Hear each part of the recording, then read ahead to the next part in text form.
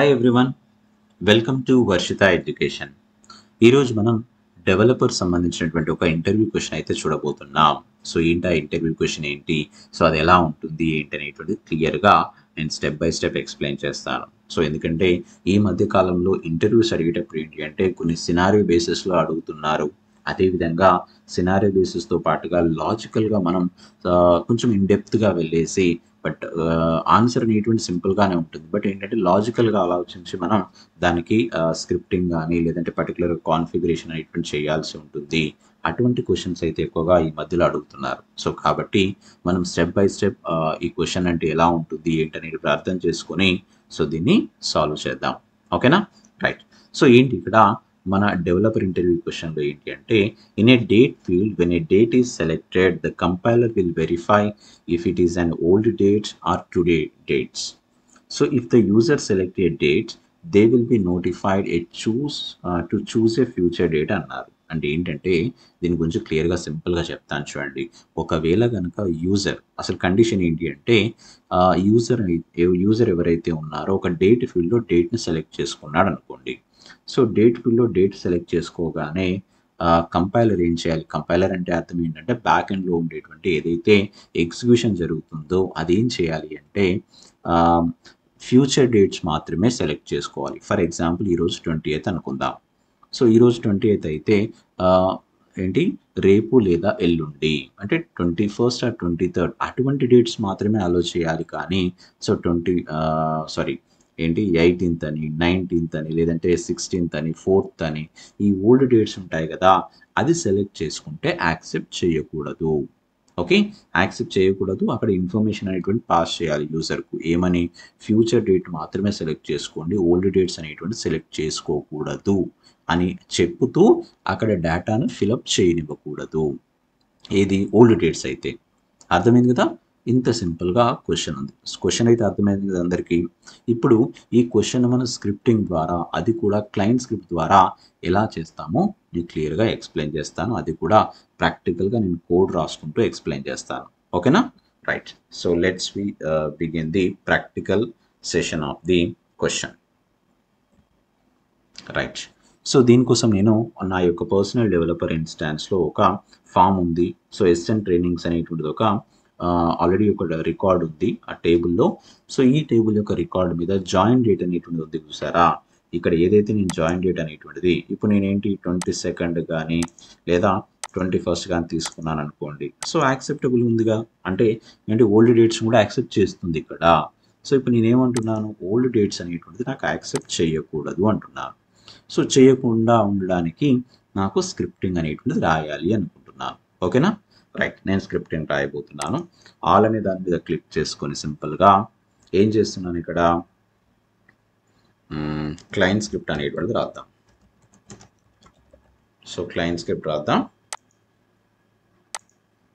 So సింపుల్గా new అనేటువంటి button మీద క్లిక్ చేశాను. నేను క్లిక్ చేసి కొత్తగా ఒక క్లయింట్ స్క్రిప్ట్ అయితే రాస్తున్నాను. సో ఏంటి ఆ క్లయింట్ స్క్రిప్ట్ ఏంటి అంటే, మనం డేట్ని చెక్ చేస్తున్నాం కదా, కాబట్టి checking date field value, that's enough. So అదే నేను నేమ్గా తీసుకున్నాను. టేబుల్ వచ్చేసి ఎస్ఎన్ ట్రైనింగ్స్ అనేటువంటి ఏదైతే టేబుల్ ఉందో ఆ టేబుల్లో ఉన్నటువంటి రికార్డు మీద మనం రాస్తున్నాం, అంటే టేబుల్ మీద రాస్తున్నాం అన్నట్టు నేను. సో యూఐ టైప్ వచ్చేసి ఆల్ అన్నాను. టైప్ ఏంటి ఇక్కడ, నేను ఏ క్లయింట్ స్క్రిప్ట్ రాస్తున్నాను, ఆన్ చేంజ్ క్లయింట్ స్క్రిప్ట్ రాస్తున్నాను. అది కూడా జాయిన్ డేట్ అనేటువంటిది మారినప్పుడు, అంతే కదా. జాయిన్ డేట్ అనేటువంటి మారినప్పుడు నాకేం జరగాల? సరే, ఈ జాయిన్ డేట్ అనేటువంటి మారినప్పుడు నేను ఒక స్క్రిప్టింగ్ రాస్తున్నాను, ఇది జరగాలి. సో ఏంటి ఇక్కడ అనేటువంటి చూపిస్తాను ఇక్కడ. సో పెద్దగా చేద్దాం స్క్రిప్టింగ్ అనేటువంటి, రైట్. సో చూడడానికి మీకు ఈజీగా అర్థం కావడం కోసం, ఈజీగా కనబడడం కోసం పెద్దగా చేశాను నేను, రైట్. సో ఇక్కడ ఫస్ట్ ఆఫ్ ఆల్ ఏంటి, వార్ టుడే అనేటువంటి తీసుకున్నాను. Today is equals to new date అన్నాను. ఏంటి ఇక్కడ దీని రీజన్ ఏంటి అంటే, ఇలా తీసుకోవడానికి కారణం ఏంటంటే ఈ లైన్ మొత్తం ఏం చెప్తుందట, న్యూ డేట్ అంటే సో సిస్టమ్ ఆటోమేటిక్గా ఈ రోజు డేట్ని తీసుకొని దేనికి అసైన్ చేస్తుంది, టుడే అనేటువంటి ఫీల్డ్కు లేదా సో టుడే అనేటువంటి వేరియబుల్కి అసైన్ చేస్తుంది. అర్థమైంది కదా. మరి దీనిలో ఫార్మాట్ చేద్దాం. ఏమని, war day is equals to day అనేటువంటి ఫార్మాట్ చేద్దాం. టుడే డాట్ గెట్ డేట్ అన్నాను. అంటే ఏంటి? సో ఈ డేట్ ఈ రోజు వచ్చేటువంటి డేట్లో నుండి డేను తీసేస్తున్నాను. సో అంటే ఫార్మాట్ చేసుకుంటున్నాను. డేను సపరేట్గా చేసుకొని డేలో పెట్టుకున్నాను. సరే, వార్ నేను మంత్ అన్నాను. So month is equals to today dot get month అన్నాను. సో మంత్ అన్నప్పుడు +1 అంటేనే మనకు ప్రాపర్గా సో ఈ కరెంట్ మంత్ అయితే రావడం జరుగుతుంది. అందుకే స్క్రిప్టింగ్లో జాగ్రత్తగా రాయండి. ఈ స్క్రిప్టింగ్లో +1 అని ఇక్కడ ఇస్తేనే మనకు ప్రాపర్ మంత్ అనేటువంటిది ఎగ్జిస్టింగ్ మంత్ యొక్క డేటాను చెక్ చేసుకుంటుంది అక్కడ. సో వార్ ఇయర్ అన్నాను. సో ఇయర్ అనేటువంటిది ఏంటి ఇక్కడ? Today dot get full year. Year కూడా తీసుకొచ్చేసింది. సరే, ఇప్పుడు ఒక సింపుల్గా చెప్తాను. ఇప్పుడు డే అనేటువంటిది కాస్త నాకు బిలో 10 ఉందనుకోండి. అంటే ఏంటి? 2 డిజిట్ నెంబర్ కాకుండా సింగిల్ డిజిట్ నెంబర్ ఉంటే 0 అనేటువంటిది ముందు రావాలి. ఫర్ ఎగ్జాంపుల్ 5th డే అనుకుందాం. అంటే 05 అని రావాలి కదా. దానికోసం ఫార్మాట్ చేద్దాం. డే ఈజ్ ఈక్వల్స్ టు, నేను ఇప్పుడు ఏమంటున్నాను? సో డే అనేటువంటిది ఏంటట? లెస్ దెన్ 10 కనుక అయితే, సో ఏమన్నాను ఇక్కడ? టెర్నరీ ఆపరేటర్ యూజ్ చేసి సింగిల్ కోట్స్లో నేను 0 పెట్టుకున్నాను. ప్లస్ అని ఏమన్నాను? డే. సో డేని ఈ విధంగా మెన్షన్ చేయాలన్నాను. అర్థమైంది కదా? ఇదంతా కూడా అంటే ఫార్మాట్ చేయడం కోసమే. డేని కానీ మంత్ని కానీ ఇవన్నీ ఫార్మాట్ చేస్తున్నాను నేను. So month is equals to ఏమన్నాను అంటే మంత్ ఈజ్ లెస్ దాన్ 10 అయితే, సో టెర్నరీ ఆపరేటర్ యూజ్ చేసి నేను 0 పెట్టుకొని ఏమన్నాను? ప్లస్ మంత్ ప్లస్ ప్లస్ కాదు, కోలన్ మంత్ అన్నాను అనుకోండి. That's enough. సో ఈ విధంగా నేను డేను మంత్ని మాత్రమే ఏంటి ఫార్మాట్ చేసుకున్నాను. మరి ఇయర్ని ఫార్మాట్ చేసుకోరా అంటే ఇయర్ని ఫార్మాట్ చేయాల్సిన అవసరం లేదు. ఎందుకు ఇయర్ని ఫార్మాట్ చేయాల్సిన అవసరం లేదు అంటే ఇయర్ అనేటువంటిది జీరోస్తోనే ఎక్కడా రాదు కదా. 2024 అని, 2025 అని, 2026 అని ఇలా వస్తాయి తప్ప ఎక్కడా కూడా మనకు ఏంటి 01, 02 అనేటువంటిది ఎక్కడా రావు. కాబట్టి అవసరం లేదు. సో దీనికోసం మళ్ళీ నెక్స్ట్ ఏం చేస్తున్నా? ఇప్పుడు ఫార్మాట్ అయ్యాయి కదా, డే కానీ మంత్ కానీ ఇయర్ కానీ ఫార్మాట్ అయ్యాయి కదా. ఇప్పుడు నేను తీసుకెళ్ళి ఒక దగ్గర ఫార్మాటెడ్ కోసం ఒక ఫీల్డ్లో నేను ఒక వేరియబుల్లో సేవ్ చేస్తున్నాను.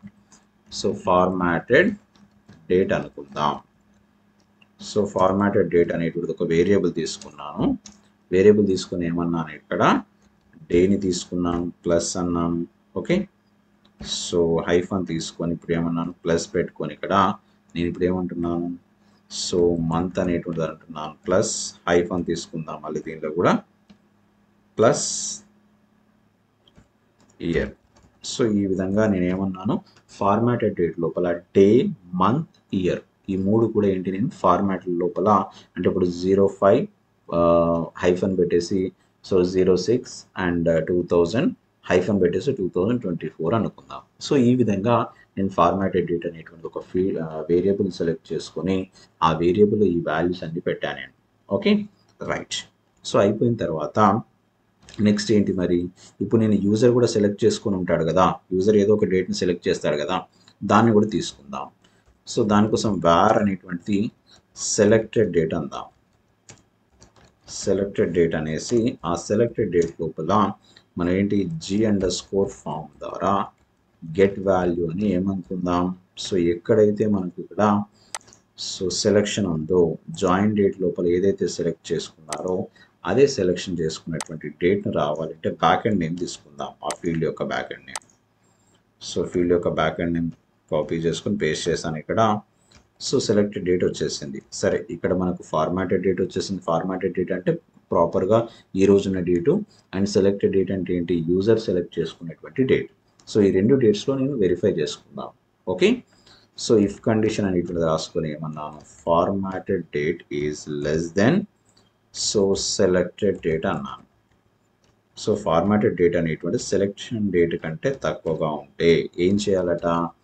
G_form dot so clear messages అన్నాను.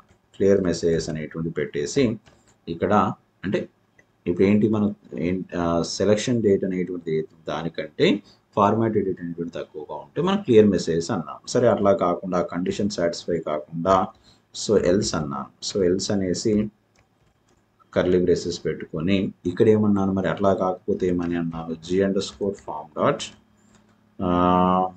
g_form డాట్ ఏమందాం, యాడ్ ఎర్రర్ మెసేజ్ అందాం. ఏమని, సో ఏం ఎర్రర్ మెసేజ్ ఏం రాద్దాం అంటే, మనం తీసుకునేటువంటి వాల్యూ అనేటువంటి పెద్దగా ఎబో ఉండాలి, ఫ్యూచర్ డేట్స్ ఉండాలి. కాబట్టి select future dates only. Okay, please select future dates only అని ఒక ఇన్ఫర్మేషన్ రాద్దాం అనుకుందాం. So that's enough.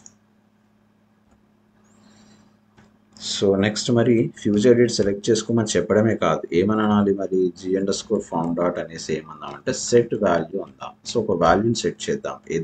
దేనిలో సెట్ చేద్దాం వాల్యూ, ఎంటీగా ఒక వాల్యూ అనేటువంటిది సెట్ చేద్దాం అనుకుందాం. సో ఎంటీ వాల్యూని సెట్ చేస్తున్నాను. అంటే దానిలో మెసేజ్ ఇవ్వడమే కాకుండా ఫీల్డ్లో మనం ఎటువంటి వాల్యూస్ని సేవ్ చేయకుండా, సో మనం ఇక్కడ ఏం చేస్తున్నాం, ఎంటీ వాల్యూని పెడుతున్నాం. సో అంటే జస్ట్ లైక్ ఏముండదు అని అర్థం.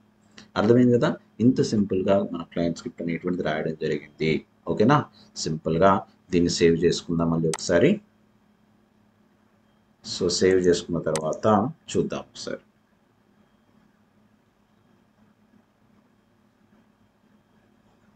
సో చెక్ చేసుకొని చూస్తే, సో రిఫ్రెష్ కొట్టండి. సో ఇప్పుడు నేను 21st డేట్ ఇస్తున్నాను. వచ్చిందా, please select future dates only అని వచ్చేసిందా, వచ్చేసింది. సరే ఓకే, ఇప్పుడు నేను 22nd డేట్ కూడా తీసుకున్నాను. ఎందుకంటే ఫ్యూచర్ డేట్స్ అంటే ఏంటి, ఈ రోజు కూడా కాదు, నెక్స్ట్ ఫర్దర్ డేట్స్ అనేటువంటి తీసుకోమని చెప్పాను. సో నేను 23rd తీసుకున్నాను, యాక్సెప్ట్ చేసింది. సో 24th తీసుకున్నాను, యాక్సెప్ట్ చేసింది. 5th తీసుకున్నాను, యాక్సెప్ట్ చేయలేదు, ఎందుకంటే ఓల్డ్ డేట్ ఇది. అర్థమైంది కదా. సో ఈ విధంగా మనం తీసుకునేటువంటి ఏదైతే కండిషన్స్ ఉన్నాయో, సో ఆ కండిషన్కి అనుగుణంగా మనకి ఏంటి అంటే ఫ్యూచర్ డేట్స్ అంటే ఫ్యూచర్ డేట్స్ కోసం రాసుకోవాలి. ఈ లాజిక్ అనేటువంటిది ఏదైతే ఉందో, ఇప్పుడు నేను ఏదైతే పెట్టానో లాజిక్ ఉంది కదా, ఈ లాజిక్ అనేటువంటిది మీరు సో మీ కండిషన్ ప్రకారంగా లాజిక్ అనేటువంటిది మార్చుకోవచ్చు. సో నేను డెవలపర్ ఇంటర్వ్యూ క్వశ్చన్ ఒకటి చెప్తున్నాను అంటే అర్థం ఏంటంటే, ఈ లాజిక్ని యూజ్ చేసుకొని మీరు ఫర్దర్గా కూడా కొన్ని క్వశ్చన్స్ అనేటువంటి ఫ్రేమ్ చేసుకోవచ్చు. లేదా ఇంటర్వ్యూస్ ఏంటంటే ఇంకా కొన్ని క్వశ్చన్స్ ఇటువంటి క్వశ్చనరీస్ అనేటువంటి వచ్చాయనుకోండి, ఇదే లాజిక్ని మెయింటైన్ చేసుకుంటూ చిన్న చిన్న మార్పులు చేసుకుంటూ మీకు నచ్చినటువంటి మీకు వచ్చినటువంటి క్వెరీని సాల్వ్ చేసే విధంగా సో ప్రిపేర్ కండి. ఓకేనా. So I think so that's all. మీ అందరికీ ఈ వీడియో నచ్చింది అని అనుకుంటున్నాను. సో ఒకవేళ వీడియో కనుక నచ్చినట్లయితే లైక్ బటన్ అయితే ప్రెస్ చేయడం మర్చిపోవద్దు, ఎందుకంటే చాలామందికి రీచ్ కావాలి ఇది. అండ్ మోర్ ఓవర్ ఏంటి అంటే, ఇప్పటి వరకు మన ఛానల్ సబ్స్క్రైబ్ చేయకపోతే సబ్స్క్రైబ్ చేయండి. సో ఫర్దర్గా వీలవుతే ఈ ఏంటి మన పర్టికులర్గా ఏదైతే మన ఛానల్లో మనం పెడుతున్నామో ఈ వీడియోస్ని ఫాలో అవ్వండి. ఫర్దర్గా కూడా మీకు ఏ డౌట్స్ ఉన్నా కూడా సో మీరు కామెంట్ చేయండి. మీకు ఏ డౌట్స్ ఉన్నా కూడా, మీకు ఏ డెవలపర్ ఇంటర్వ్యూ క్వశ్చన్స్ మీద డౌట్ ఉన్నా సో ఖచ్చితంగా ప్రతి ఒక్క దానికి నేను కొంచెం లేట్ అయినా, ఒకవేళ కనుక నేను బిజీగా ఉండి నేను లేట్గా రిప్లై ఇచ్చినా కూడా సో డోంట్ ఫీల్, తప్పకుండా ఏదో ఒక టైంలో మీకు నేను ఆన్సర్ ఇస్తాను. లేదా ఒక వీడియో చేసేసి ఏంటంటే ఆ ఆన్సర్ నేను వీడియో రూపంలో కూడా ఇస్తాను. ఓకేనా. So once again thank you very much for watching. Bye.